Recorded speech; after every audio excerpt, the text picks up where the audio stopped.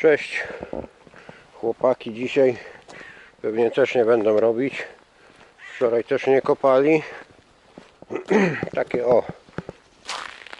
Takie jakieś światłowody będą. Z komina widać jak para leci. W taki mróz idziemy zresztą zobaczyć, ile teraz tego mrozu, bo już jasno się na dworze zrobiło. Przed 8 godziną jest. Czekajcie, tylko tu no za 20, 8 za 19. Klucze sobie wziąłem od L200 minus 16. Kotłownia, nie wiem kiedy odpaliłem, z piątku chyba na sobotę już piec chodził.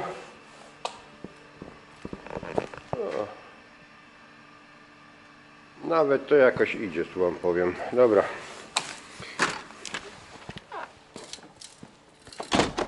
Ela sobie odpalimy, bo kluczyki przyniosłem. Muszę paliwa dolać, bo rezerwa mi się świeci.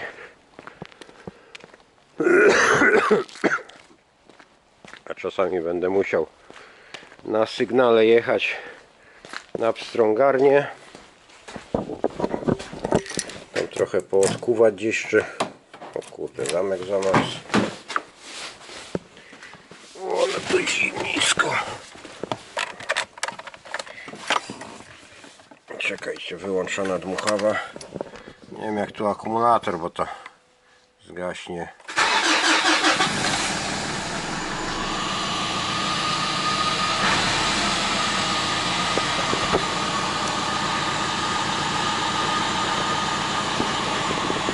Dobra, trochę go wystawię. To sobie tutaj bańkę paliwa przyniosę i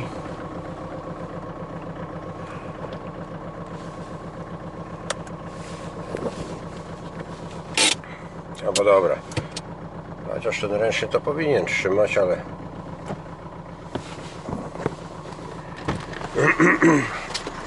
dobra, niech chodzi. Lód, znaczy lód, śnieg zamarznięty jak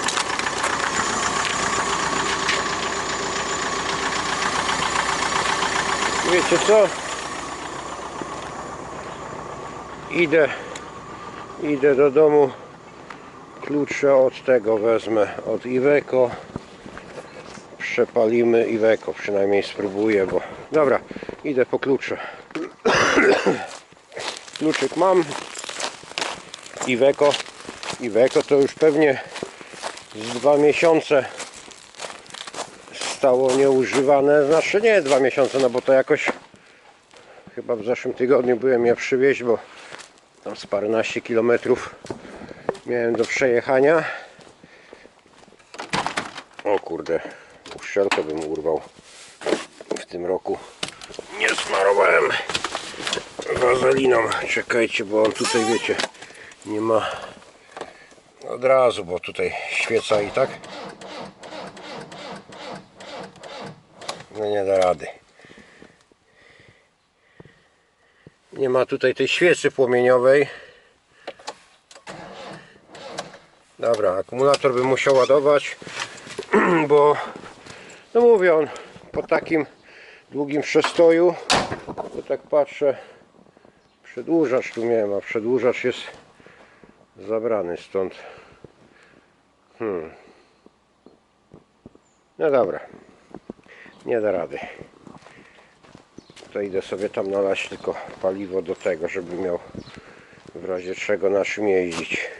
Tutaj mam jednego takiego złoma, też już tam nieżywy pewnie. Do pastucha by mógł być może jeszcze, ale pewnie zamarzł.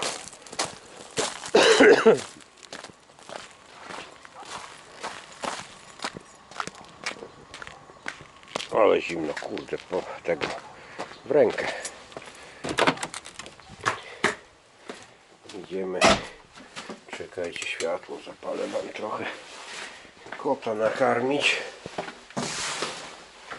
Tutaj to cieplutko w socjalu, bo to ta duża kotłownia chodzi. Zresztą tu mam tak podłączone, że albo z socjalu, nasze z socjalu, albo z domu grzanie, albo z tego. I tu zobaczcie, kot sam wie, że kotłownia wystartowała, bo wtedy tutaj ma grzane dupsko. No tylko tutaj jakieś ręczniki pościeliłem do równego a tędy nie wchodzę, bo tu mam za tego szmatami poupychane, bo akurat od wschodu jak wieje, no to tutaj się wyziębia. Zobaczymy, czekajcie, tu zgaszę to światło.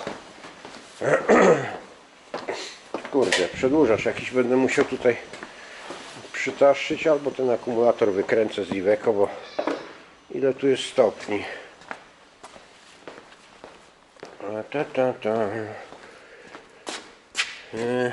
9,2. Wczoraj jeszcze tak, uchwyt ściągnąłem sobie z tego z tokarki. Tu wiadomo, będzie trzeba go od razu poczyścić, a może nawet jak mam wykręcony, to sobie rozbiorę i w środku wyczyszczę. No a tutaj wczoraj kieł sobie wstawiłem do tego i do kła wszystkie noże, wiecie, tak żeby to było do tego. O, tak na uchwyt, no dobra, bo to jedną ręką nie ten. I tak żeby to tutaj idealnie tak sobie tutaj od tyłu białą karteczkę i wszystkie noże jeszcze raz tutaj przecelowałem, bo wiadomo, no to nie jest nowa maszyna i tam jak gdzieś z tamtej strony supportem dojadę do tego, do kła od nasze kieł jak mam w koniku, no to jest dziebko wyżej. To mi się wydaje, że to ostatnio którym jechałem? Tym tutaj jechałem. To właśnie, że on trochę za wysoko był. Też czemu tak, może nie tyle, że to taki szczerbaty, ale dobra. I co dalej? Idę, bo dzisiaj mam przy rybach trochę roboty. Dzisiaj jest 8 styczeń. Gdzieś się usmarowałem już tutaj od oliwy jakiejś. O, tak mamy 8 styczeń. Dobra, koniec. Kotu dam jeść. No i później zobaczymy co dalej. Cześć.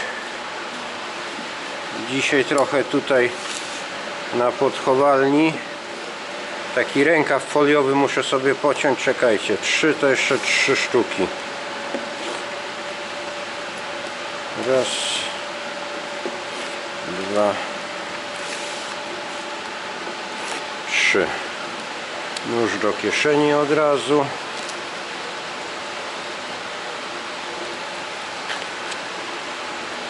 Dzisiaj ryby będę przenosić z tej strony na tą stronę część. Czekajcie, bo tu mi jeden brakuje. To już tutaj chodzi. Tam w któreś koryto jest taka grupa kontrolna wrzucona. Czy im się tu będzie podobać, czy się nie potopią, to zawsze wiecie, nie można tak na hura, że wszystkiego naraz przewalić. Tylko rano trochę tam machnąłem.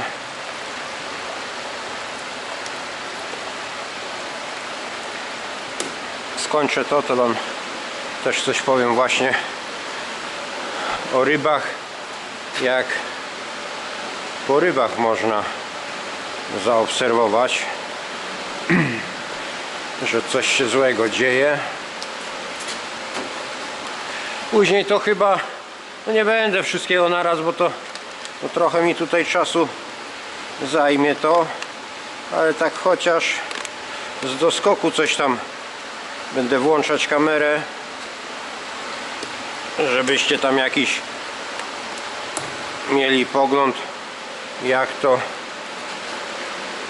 to tutaj procedury wyglądają. Kurczę, sklejony.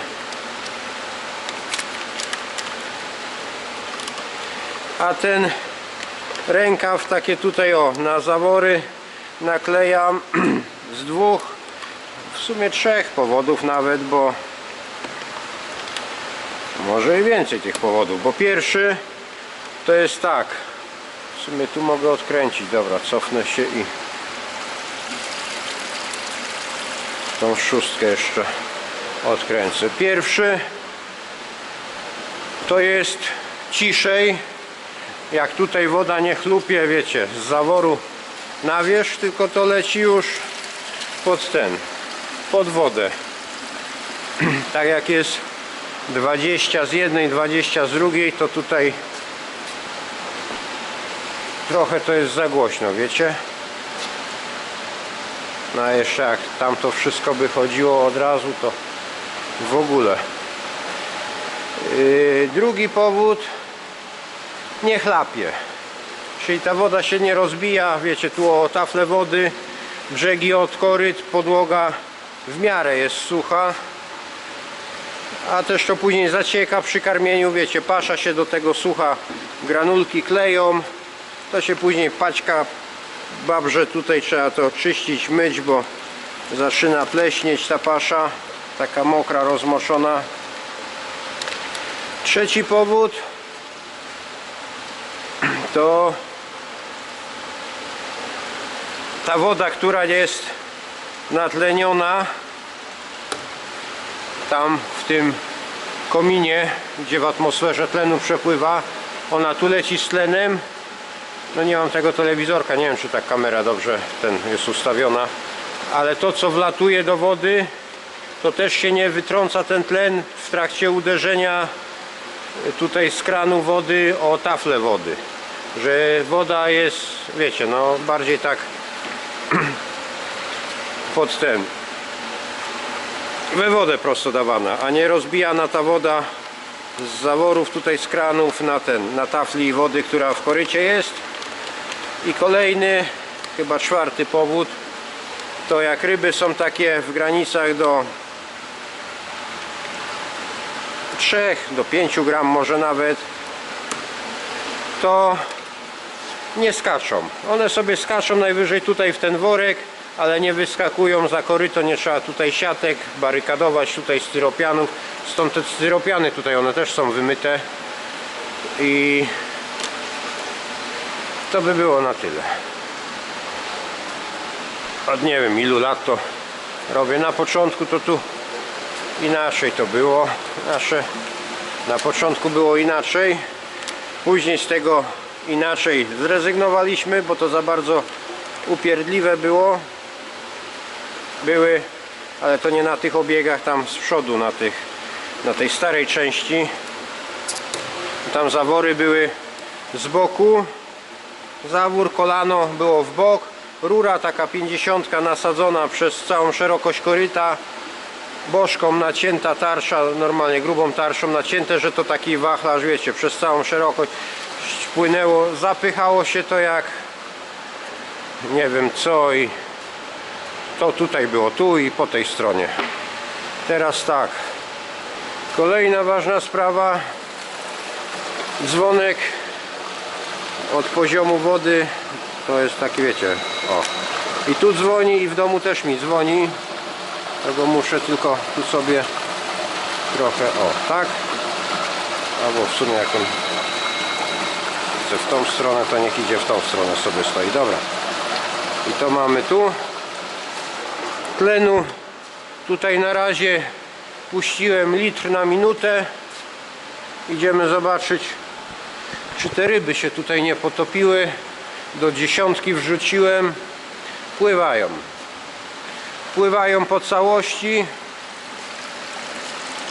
To jest, no nie, to tam nie będziecie widzieć pewnie, bo to tam wiecie, jeden kasareczek taki mały wrzuciłem, ale tak, teraz z rybami. Jak rybom jest duszno, brakuje tlenu, tył koryta jest pusty, tak wam pokażę tutaj na tych, gdzie jest gęsto. Teraz to one siedzą na całym na całej długości koryta i jest dobrze. Jak rybom się zaczyna coś dziać, że mówię, braki, niedobory tlenu, duszno im się robi, zaczynają się dusić, cała ryba idzie do przodu, pod zawór, pod wodę, która wpływa, tył koryta to tam 1/3 czy połowa, czy albo wszystkie zdechną i wtedy w ogóle nie ma ryb. Ale mówię, cała ryba idzie do przodu. W drugą stronę, jak ryba idzie do tyłu, a z przodu jest pusto, to jest tak, albo za duży przepływ wody, że takie małe rybki, no tu mam następne, one są dopiero, nie, one się lęgły 13 grudnia, te tutaj, no ale to z tych małych samiczek, z tej małej ikry, no i to takie maluchy są. Znaczy to już teraz jest karmione, ale no mniejsze są.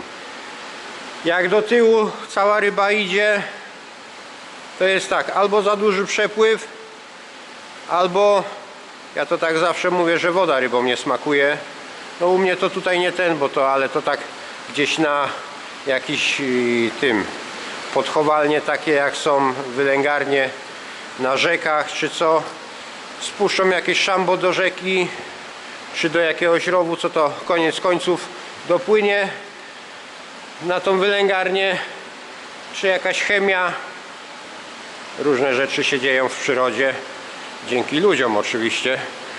To cała ryba stara się uciec od tej niedobrej wody i cała ryba się zbija tutaj pod koniec podchowalnika. Podchowalnik to takie koryto, czyli pod koniec koryta, aż koniec w końcu no też zaczynają się truć i zdychać i cała ryba wtedy leży tutaj z tyłu na tym. Dobra, wiecie co, ja muszę tak, jak tam mamy dobrze, tu jeszcze zobaczę, bo tutaj mam dwie siatki niezerwane, to pierwsze damy, dobra, tutaj jest jedna, tu jest druga, tu mam odkręcone, to pierwsze, tylko rękawicę sobie wezmę, nie wiem, tak, no będzie coś widać, dobra, ten telewizorek odłożę na bok, bo to on mi tu będzie przeszkadzać i teraz tak, rękawice, nie ma znaczenia czy te, bo to jest wszystko tutaj już umyte. Wiaderko sobie wezmę, to małe. Tutaj pierwsze potokowce już też są karmione, ale to dzicz taka, to wszystko widzicie. Na dole siedzi się tam tego. Drugie jeszcze na sitkach leżą, tam jeszcze w słojach jakieś też mam. Że to czekajcie, tą paszę sobie tu odstawię. Pierwsze będę zbierać tutaj z sitek kolejną partię wylęgu i to pójdzie na tamte dwa koryta, co są z tymi siateczkami. To wiecie, to nie trzeba tak stać i non stop wachlować, bo to one się spłoszą, do dna dobijają czy uciekają, a na dnie jeszcze są takie, które się nie podniosły do końca, no to nie ma co ich tutaj męczyć, chociaż te już są w takim stadium, że prawdopodobnie jutro to ja będę wszystko wtedy już tutaj te sitka wynosić całe tam.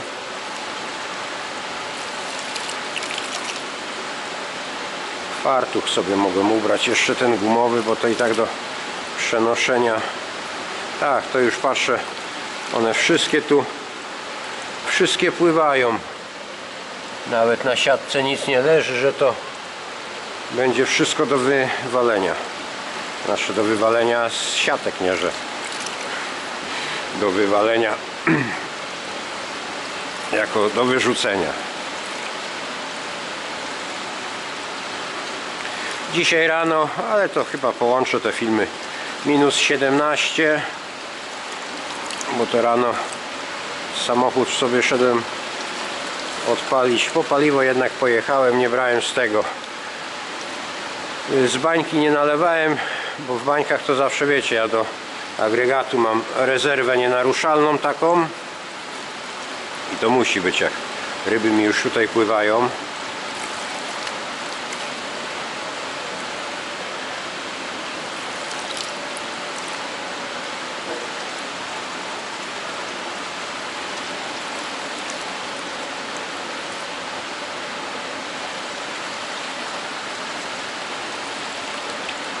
Dobra, bo zaraz tutaj górą z wiadra wyjdą, ale już tutaj mają bardziej luźno. One były tutaj, paszę tą co odstawiałem, to już tutaj kilka dni miały paszę sypaną na ten wiadro. Jak noszę, zawsze tak noszę, że wiecie,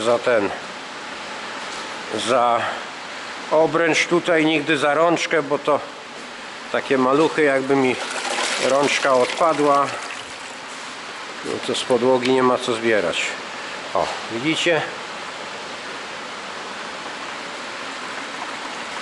Takie co pokręcone jakieś, ale one się podniosą, że to zaczną pływać. Jest tego. Dobra. Może im tu przykręcić wodę? Nie, dobrze jest. Dobra. To teraz wiecie co? Kasarka sobie nie przyniosłem tego do tych, żeby przenosić. Wiaderko niech sobie tutaj stoi. Dobra. Idę po kasarek i ładujemy wtedy te wszystkie z tej strony na tą stronę. Znaczy tą pierwszą partię to takie przepędzenie stada będzie ponad 100 tysięcznego. Dobra, na chwilę się rozłączę. Idę, bo w wylęgarni mam umyty kasarek, to stamtąd przyniosę i jedziemy dalej. No dobra, po kasarek byłem, fartuszek sobie ubrałem, to teraz sobie wiecie, galotów nie pomoczę. Lampy wyłączyłem, bo słońce zaczyna świecić, to wiecie, to tutaj mi przy rybach nie jest potrzebne, ale tak żeby to w kamerze coś było widać, to miałem zapalone. I jedziemy tak, stąd jedziemy na te dwa, dobra, tylko żebym nie poknocił, te mogą iść. Tak jak, że tak powiem, przez burtę tylko, to mniej szkody jest w kasarku przerzucić, bo ta woda mi tu widzicie, nawet nie odcedza mnie ten, bo to jeszcze ta ryba nie jest ważona teraz, bo jakby stąd do wiadra, czy w jakiś tam kubeł do noszenia i to za dużo, to rybka jest za delikatna, żeby to tak męczyć. Wodę sobie przykręcę.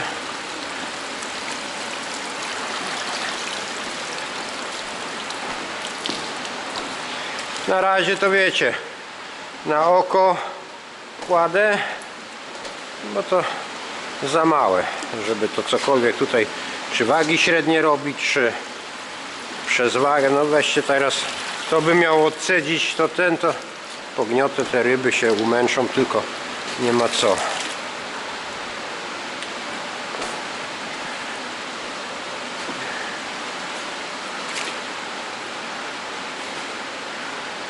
Jeszcze coś tam na pewno pokanceruje, bo to jest nieuniknione przy takiej ilości, żeby którejś tutaj nie przycisnąć. Teraz już wodę spuszczam. Wiadomo, mniej wody, bardziej będą zagęszczone.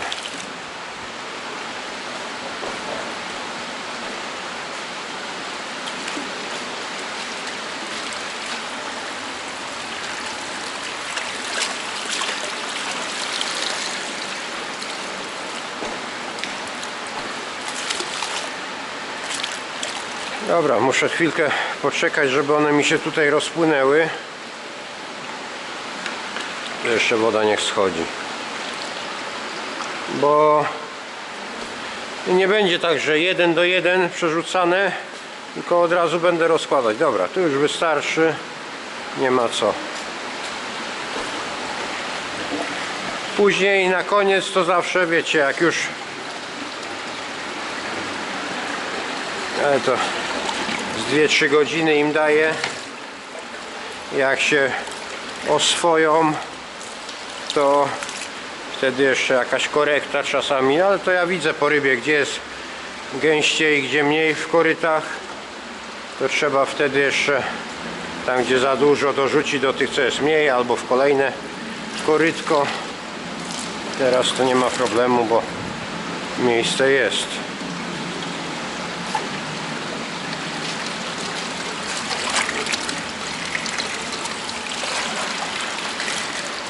Mogłem sobie jeszcze inny kasarek wziąć tutaj na cienkiej obręczy, tak żebym wszędzie tutaj mógł się dopchać do tego.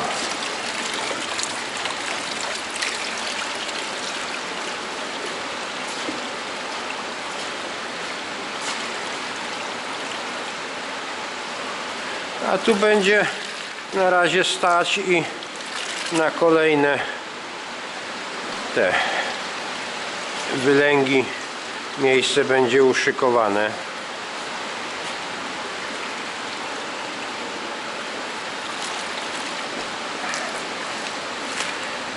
Bo albo, no dzisiaj chyba jeszcze nie, ale jutro chyba kolejna ikra będzie do solenia. Po soleniu kilka dni jeszcze na słojach, znaczy 2 razy będziemy solić. No i później już będzie trzeba uciekać z nimi do tego. Dobra, wiecie co? Idę po inny kasarek. Ten ma za grubą obręcz i tych maluchów ja tutaj nie jestem w stanie podebrać tak na tym. Wodę sobie zakręcę. O. Dobra, na razie kamerę odstawię. Później jakąś aktualizację zrobię. To na razie.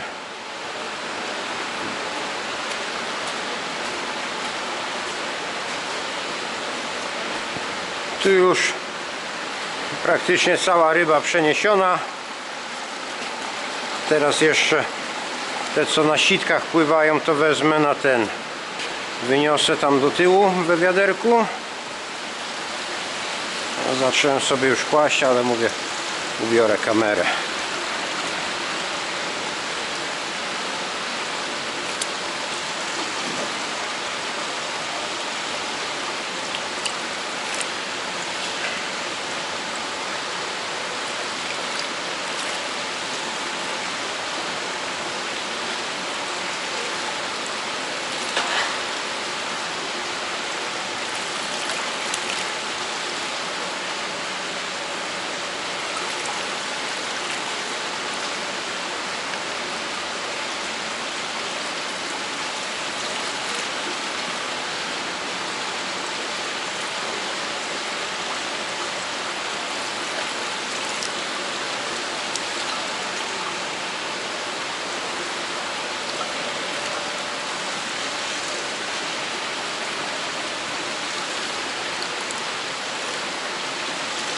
No i dobra,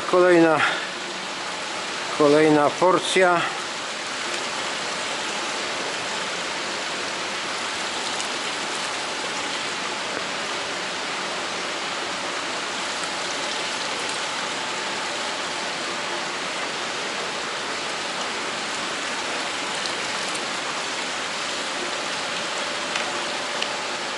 I idziemy.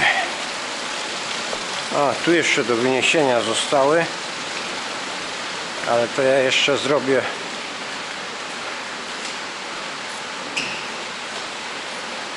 rozłożę te drugie, co się lęgły, co są z tego one. Tutaj gdzie to jest? Tu siedzą, dobra. To je jeszcze wezmę, wyniosę, albo pierwsze sobie, dobra, pierwsze tam mam kasarek, to pierwsze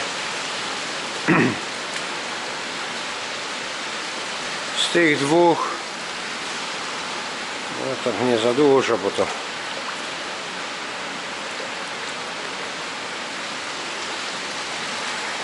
tutaj to przez burtę tylko, o tak.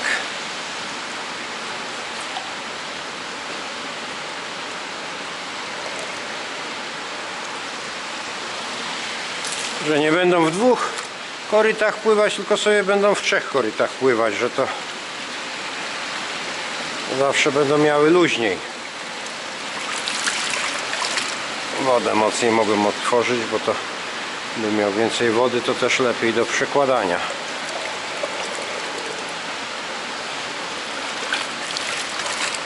Dobra, jeszcze tu. I widzicie, takie powachlowanie trochę kasarkiem. Już ryba nie pływa w toni, tylko takie osie jakieś robią. Ale to tak trzeba, mówię, uszykować, żeby to było w miarę porówno porozkładane.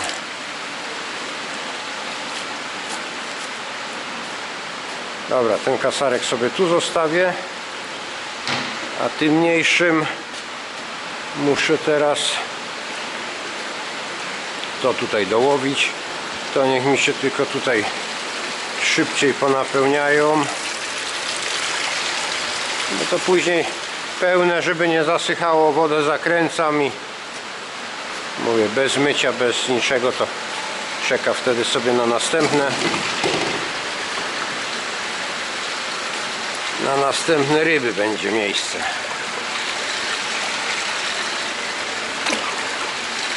Dobra, wody tyle nie będę spuszczać, bo one takie małe to się później do dna przykleją, nie spłyną z tą wodą.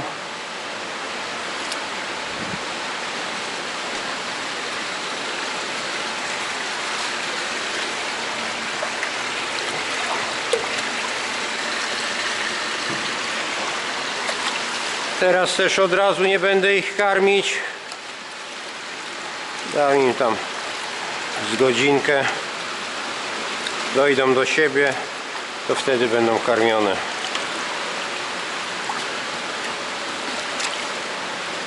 Później oczywiście taśma trzeba okleić, opisać, bo to za dużo tutaj jest różności, żeby to spamiętać wszystko, co gdzie pływa, i trzeba się posiłkować kartkami takimi jak tu.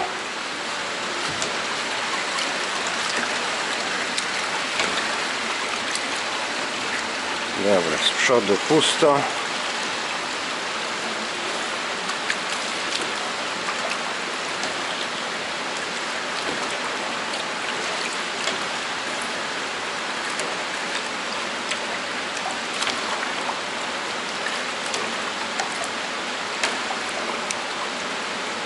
Chyba wszystkie. A zaraz to jeszcze przejrzę sobie.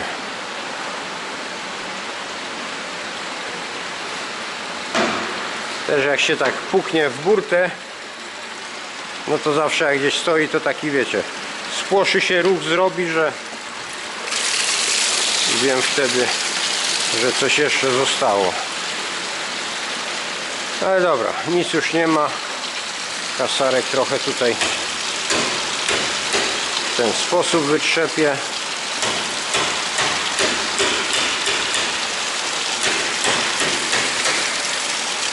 No i czyściutki, prawie suchy, będzie sobie leżał do następnych ryb.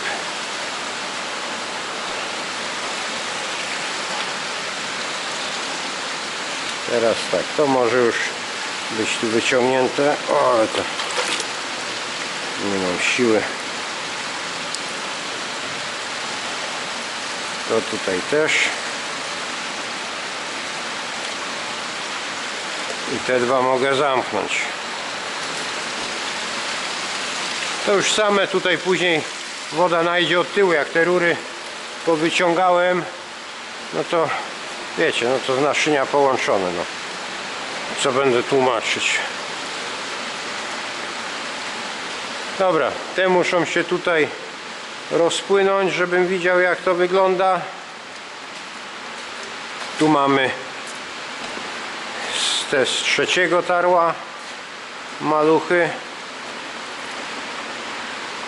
To co z sitek tu i tu pójdą.